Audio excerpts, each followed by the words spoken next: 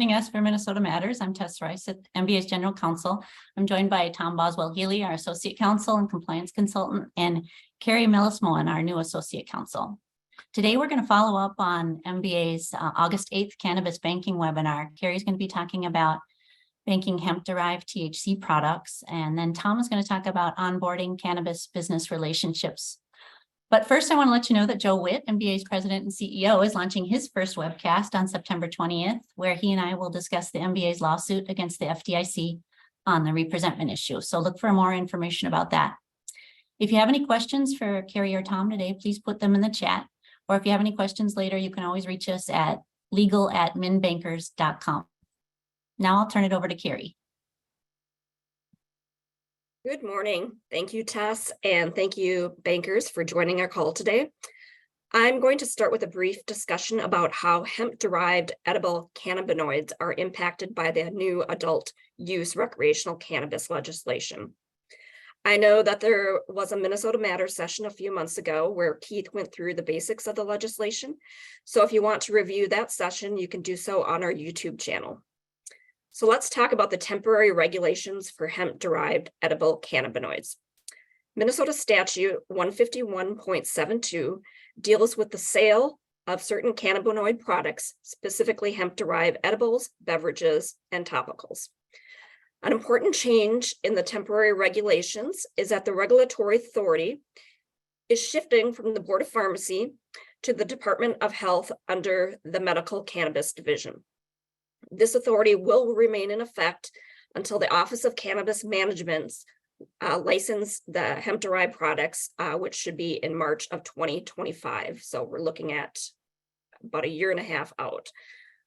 So let's get into what are hemp-derived edible cannabinoids. More importantly, what are compliant products? Compliant hemp-derived edible cannabis products have certain requirements. First and foremost is that there cannot be more than 5 milligrams of total THC per serving. So for edibles, that means 5 milligrams per serving with a maximum of 50 milligrams per package. And this also applies to edible oils. And the oils are different from tinctures.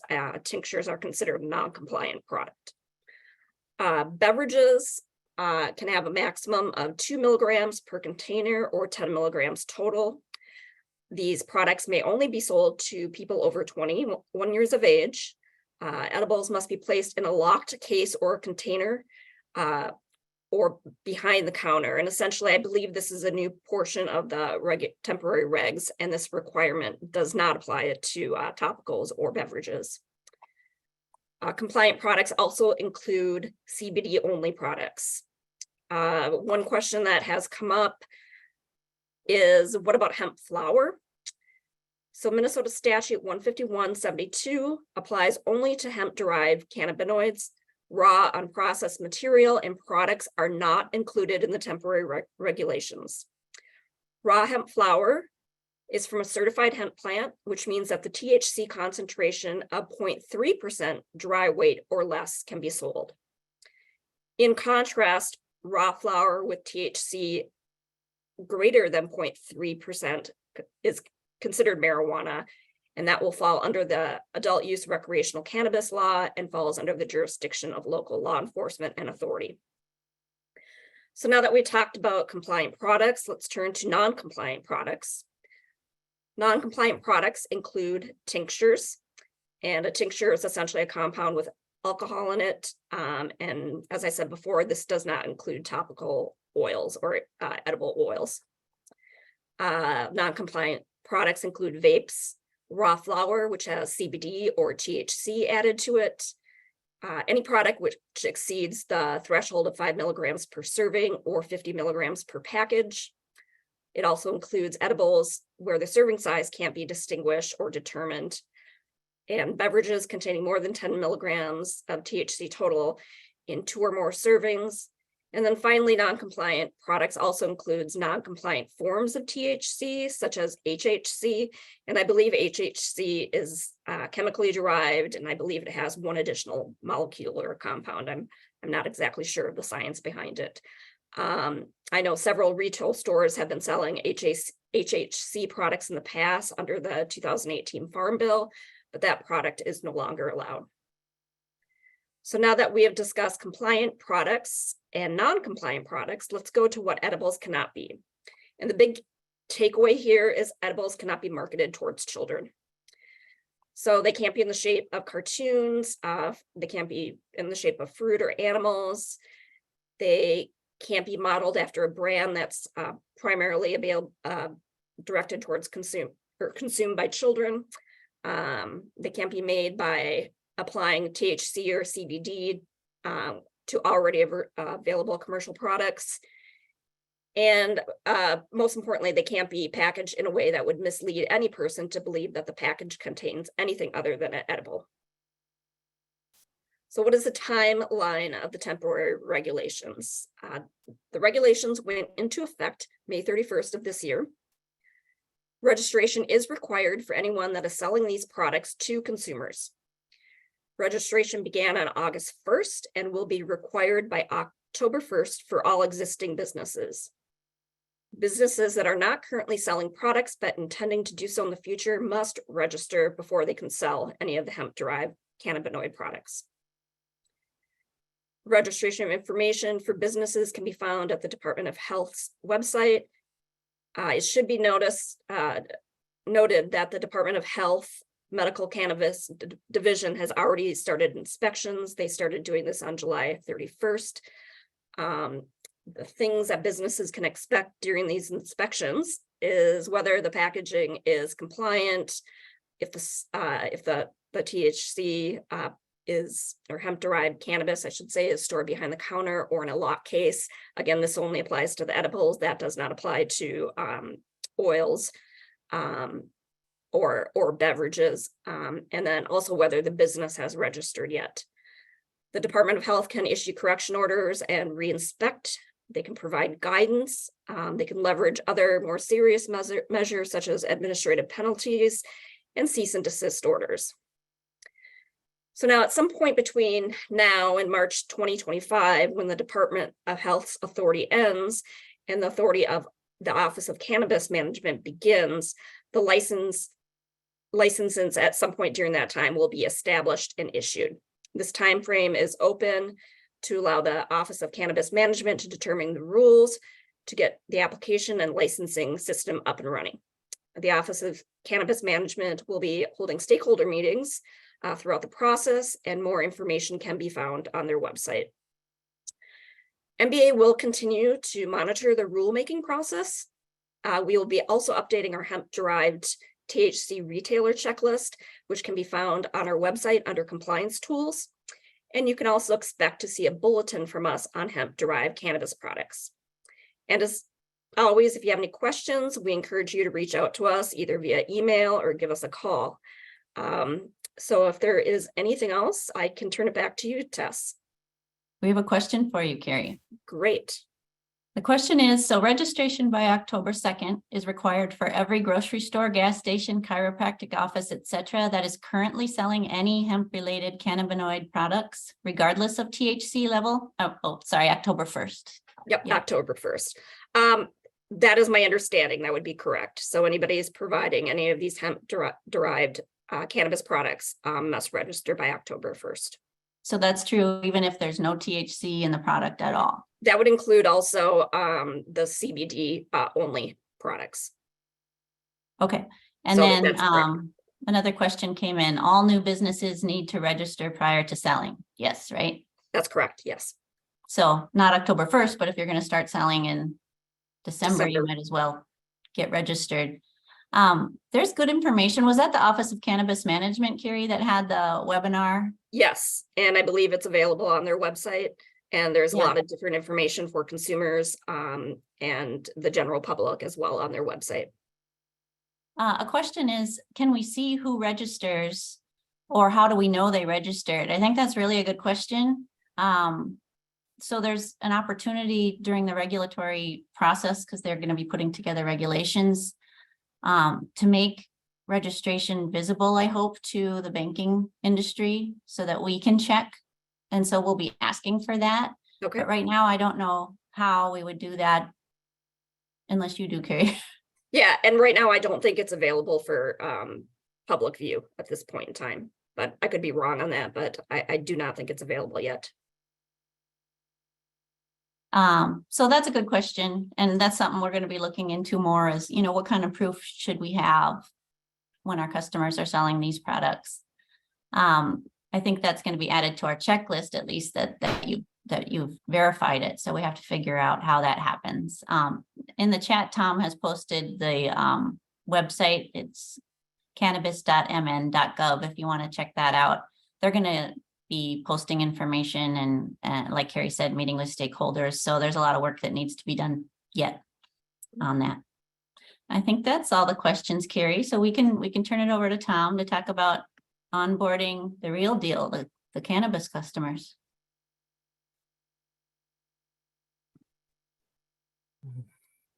Try to turn all my stuff on before I start speaking. Always a good habit.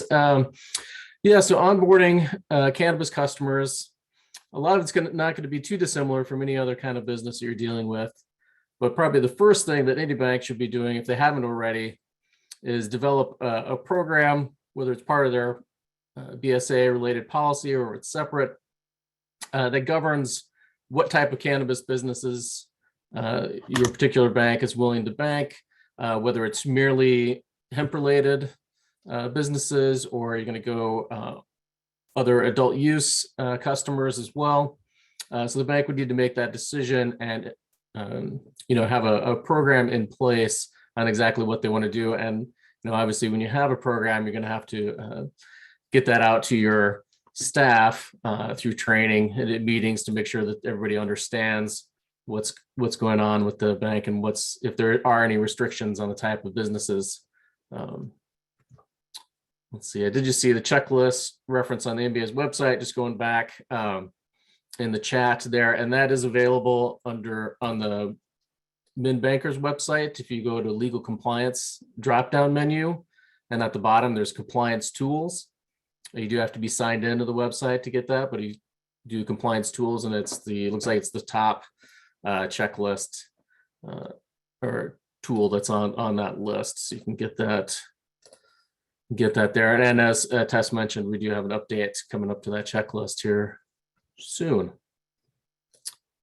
But getting back, once you have decided on what type of cannabis related business customers that you're willing to bank, and part of that may be, if you're just going to limit it to deposit relationships or safety deposit relationships or lending relationships, that's a concern to address as well in your program. Let's see. But as far as onboarding, you're going to be collecting some of the similar information that you do now with the business. You're going to collect Secretary of State verifications, operating agreements, member agreements, whatever sort of constitutional documentation you have for the business itself. So that's not going to change too much on the CIP side. You'll get that beneficial ownership. Again, it's a similar process. There's no changes currently from FinCEN on the beneficial ownership information requirements. They are coming at some point. They're still haven't finalized the accessibility on FinCEN's coming online system where the information is going to be available, at least some, banks in some respect. And then the final piece is to update those beneficial ownership information regulations within the BSA framework, so it reflects the changes that FinCEN has made. Yep. So it's got that. The main difference really is going to be in your customer due diligence, enhanced due diligence process. So when you're going to be onboarding a cannabis customer, you want to find out obviously what type of cannabis customer they are. If it's merely a single asset LLC that holds real estate, where the company is going to be housing, a cannabis business, or something along those lines, that may be a limit of your program, that you only do sort of those secondary cannabis businesses and not direct cannabis businesses. But you certainly need to ask those questions of the customer, the extent, type of their cannabis activities. Obviously, if they're doing hemp versus marijuana, if they're limiting themselves to hemp products, there's much fewer restrictions on the business themselves. Currently in marijuana, I think the only active adult use retailers are the Red Lake Nation and White Earth Nation, if they've begun sales yet. And then also, if they're engaged in the hemp or marijuana, you may want to go the additional step of determining what type of what portion of the industry they're going to be engaged in. Are they going to be retailers? Are they just going to be produce the raw materials? Are they going to be processing hemp or marijuana? Are they going to be distributing it? That's something to get after, and kind of tied to that is part of the Minnesota. If you're on the marijuana side in the adult use marijuana industry, there are some limitations on vertical integration, and that just means they can't necessarily be a retailer and a distributor or a producer or processor. There are some exceptions to that too, but generally it holds. If you have one type of actual adult use cannabis license, you can't hold another type. You're not prohibited from also being in the lower potency hemp edible industry as well, which is how they characterize that 0.3% limitation. Those legal hemp products that Carrie talked about previously. And as I said, when you're getting after the license types, in the new law, there's 16 different license types they can get. 2 of those are just going to be special licenses based on the size of the operation. So you can get a micro business license, that's going to be the smallest business type, and then a meso business license, which is a medium size. And then you can have larger operations that are just directly under one of the specific license types, individual license types, like a cultivator or a retailer, manufacturer, all that good stuff. And then also medical cannabis, different arena altogether. They have special licenses if you're going to do medical cannabis. So that's all part of gathering information on your customer, so you know exactly what they're doing in that cannabis space.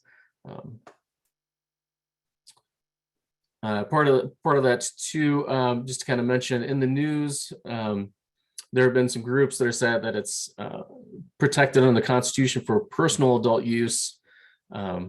Growers of cannabis, adult use cannabis, that is marijuana, are protected and can sell that. But in the Minnesota statute, it's specifically prohibited. You have to have a license to do that, and there's no current licenses there. Another piece, just checking the chat. Another piece tied to that, it would be the limitations on local control. So not just knowing about your customer, but to know the bank's market area and what sort of restrictions there are locally on cannabis businesses. So there's a few that have taken actions already. In the state statute, you can make limitations on how close a business is to a school, daycare, treatment facilities, public parks. If they have a ballpark or something like that, a playground that's regularly used by minors, so they can have those sort of restrictions and additional restrictions as well. And then once you've, as you're gathering information on the customer, I think it's really important that you also query your customer as to their own individual program. It's a new industry in Minnesota, young across the nation. But how are your customers going to deal with the various requirements that they live under this new marketplace in Minnesota, and how they're going to stay up to date, how they're going to monitor the rulemaking that hasn't begun yet from the Office of Cannabis Management, but will come fast and furious over the next 12 to 16 months or so, when they have to have it, or 12 to 18 months when they have to have it out. March 2025. Other pieces that are part of that requirement, the medical marijuana group has already conducted some inspections of hemp retailers and producers, since that has changed and been authorized. So, how they're dealing with those kind of requirements as well. They've got requirements they're going to have to deal with as far as complaints on their business, making sure that they continue to only deal in legal products, and then something that kind of borrowed from the 5 C's. If you're familiar with basic credit underwriting, you got the 5 C's, but the 2 that might be most relevant just when you're onboarding a customer would just be related to conditions and character. So character would be the individual or business involved. And one thing that may be a little bit different, as these licenses come out, there are persons or entities that could get a social equity license. So that means they have some, it could be somebody has a marijuana related criminal event in the past, and they can get, they can still get a license. So, kind of consider that when you're looking at a person's character. There's certain prior criminal offenses that are no longer detrimental, at least in this space. And the conditions, that's kind of more of the broader marketplace and how the business itself is going to succeed. Obviously the one area that may be unique in starting up these businesses is the types of is where they can locate the enterprise. If they haven't got to the point where they have a location where their business is going to be, that can be a problematic step for the business to do. I mean, it's not really the bank's responsibility to guide them on this sort of thing, but it's something to be aware of. You can't have a successful business if you don't have a location to operate that business out of. Another thing that the bankers have probably heard about recently too, MasterCard is not going to support cannabis related sales with their cards. So, it'd be something that to ask about your customers as well, that make sure that they're aware of this, that there's restrictions, and there may be, kind of payment complications when they're setting up their business. It's not, even in the normal business banking environment, you'll get customers that come in and say, well, we want to start this business, but they may not have the knowledge or experience on setting up a business and just kind of doing the normal paperwork and setting up that business. So I think a lot of those new customers may go into the bankers to get information on, how do we do this? So it's kind of something to expect. You might have a little more hand-holding and questions back and forth with these customers than is typical. Let's see, and another big piece in the cannabis space, obviously, as you've brought these customers on board, it could be something where you have to file a continuing SAR if they are in the marijuana space.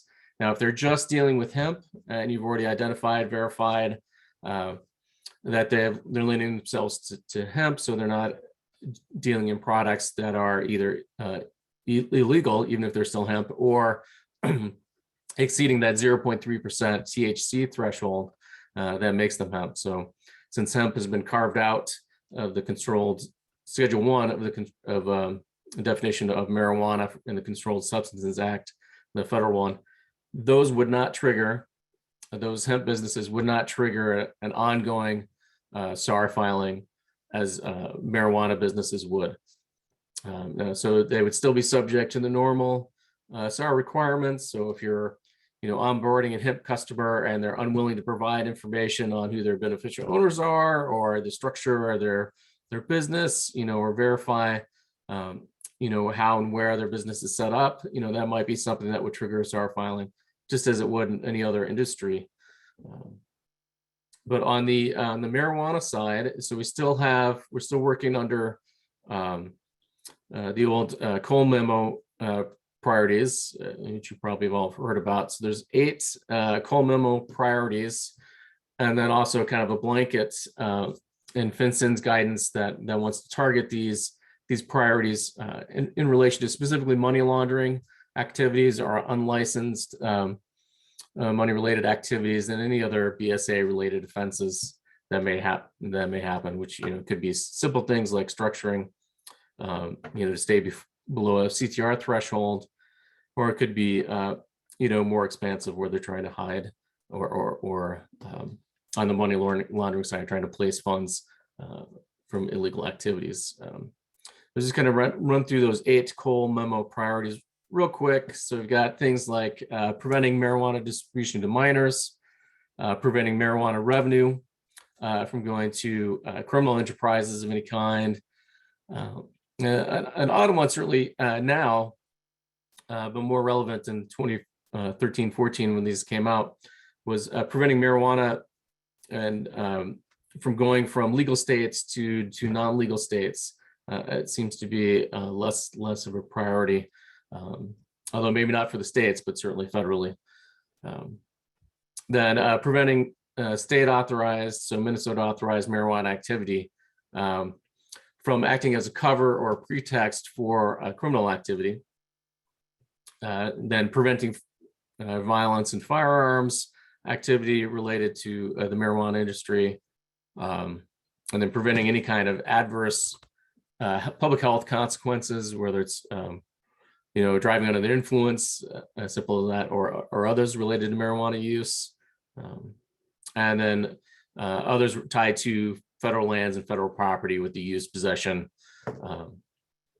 and those kinds of things. So, and when you're doing with a SAR, so if you have a marijuana business, so they're not just limiting themselves to hemp products, they're dealing with marijuana, but you have no reason to believe that they're implicating any of those 8 Cole priorities that I thumbnailed, then you still have to file ongoing SARs on those. What it's considered is a marijuana limited SAR. So you're just kind of documenting all the activity related to the marijuana activity going through the bank. And you'll file that continuing SAR. It essentially works out to 3 a year as long as the customer remains at the bank. The next level up is the marijuana priority.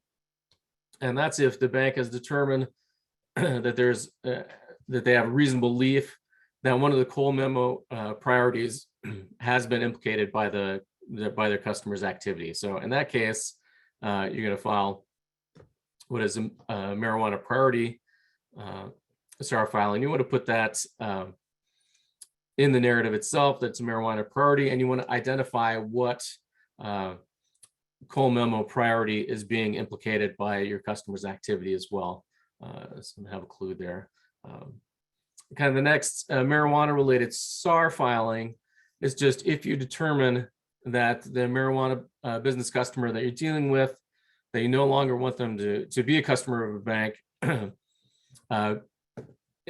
due to the fact that you wish to maintain your BSA AML program.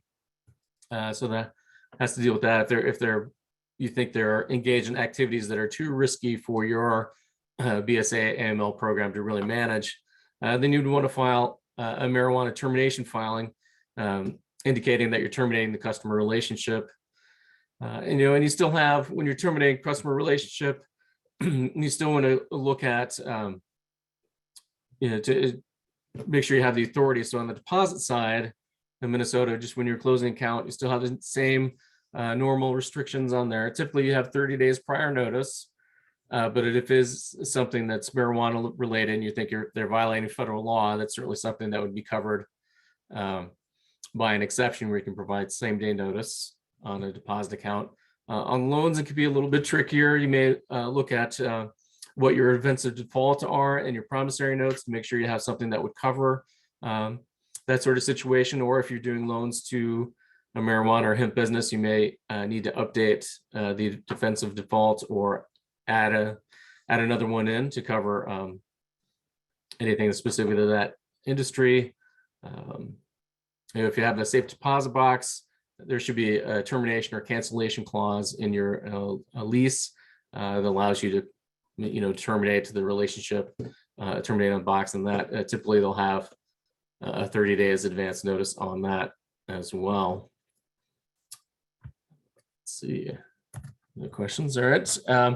Let's go through. I think there are some unique issues when you're dealing in the lending space. We already talked about the events of defaults and maybe something where you want to add a different event of default. But as you're evaluating these new businesses in a new industry, there may be a higher likelihood of failure. And there I've seen some projections that as many as 50% of new cannabis business fail within 5 years, and as much as 70% fail within the first 10 years. So that can certainly impact how you look at when you're engaging in a lending relationship. Another aspect, more of an underwriting aspect, when you're looking at those lending relationships, are the tax implications. So obviously you have the cannabis sales tax that retailers have to pay 10%. It's in addition to other taxes that would state and local taxes that may apply.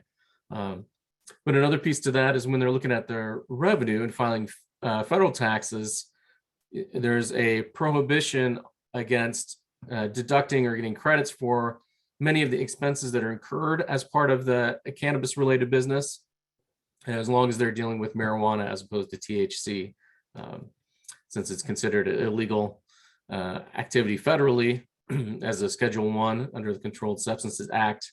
A lot of their revenue, when they're paying their taxes on essentially gross revenue instead of some net revenue. And there are some exceptions there too with if they're a retailer and they can still reduce their revenue based on the cost of goods sold.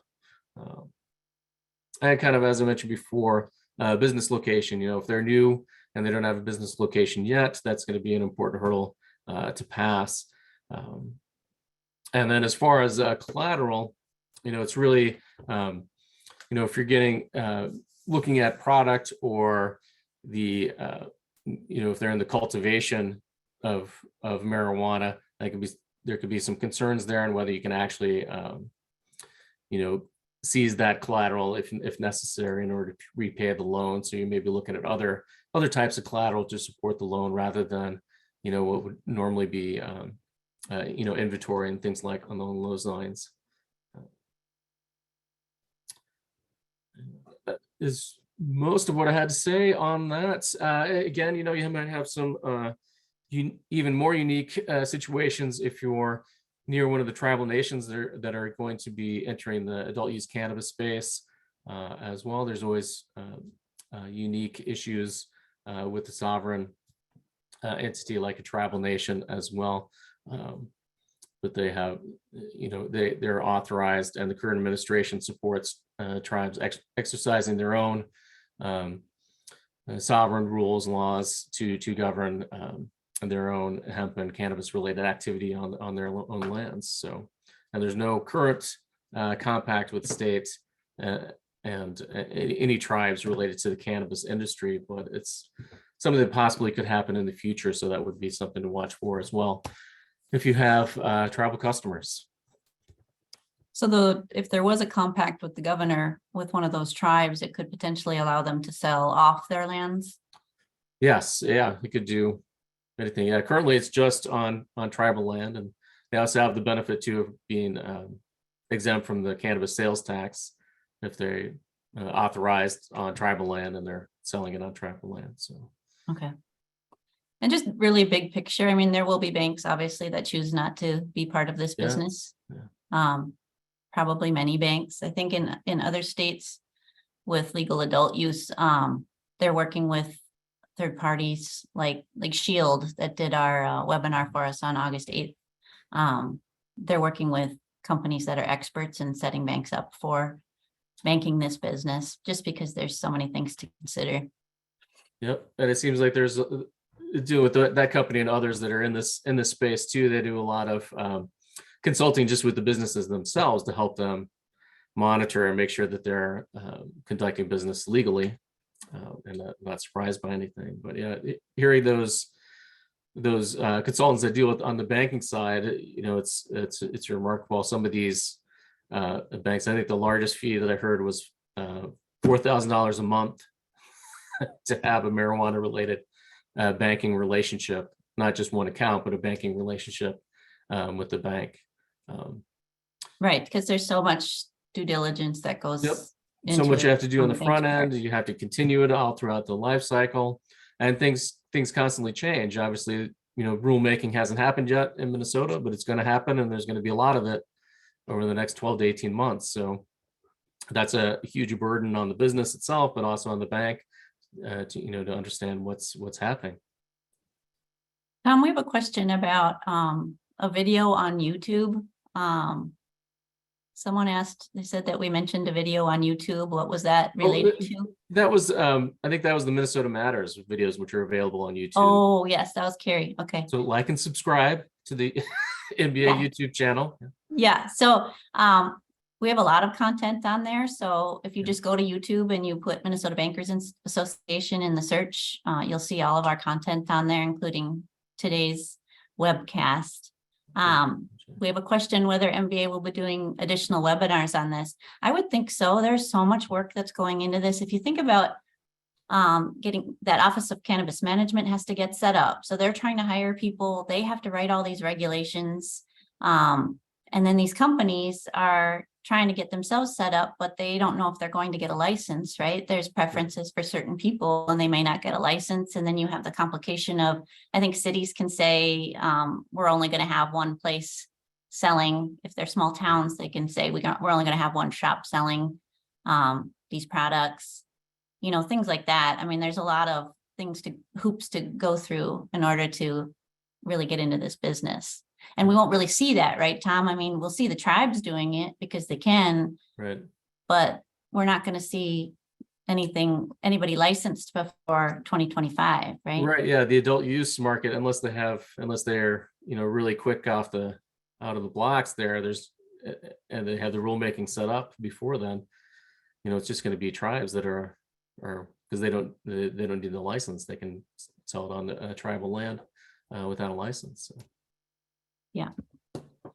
Okay, I think that's all the questions we have. If you have something that you'd like us to present on, any topics that you think would be good to hear from us on, please let us know. You can just email us at legal@minbankers.com. Thank you for joining us this morning. As I said, this was recorded and it will be on our YouTube page. And check out all our free content there. Thanks again for joining us and have a great day.